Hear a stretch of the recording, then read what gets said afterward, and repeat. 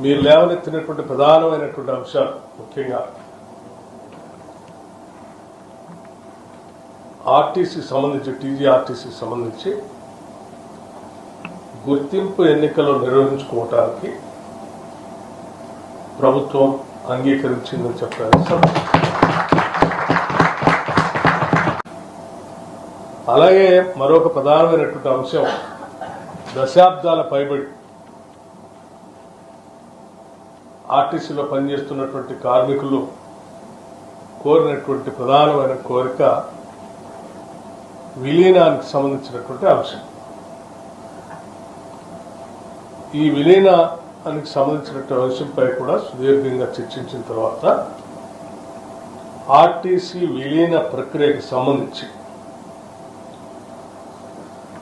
అధికారులతో మరియు కార్మిక నాయకులతో కలిపి ఒక అధికారిక కమిటీని ప్రకటించడానికి నిర్ణయించింది. అంశాలను కూడా లోతుగా అధ్యయనం చేసి ఇరుపక్షాలు కూడా ఉన్న పరిస్థితులు అర్థం చేసుకున్న తర్వాత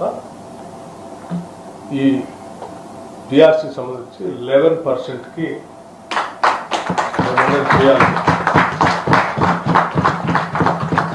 ప్రభుత్వం నిర్ణయించిందని చెప్పడానికి సంతోషిస్తా ఉన్నాను.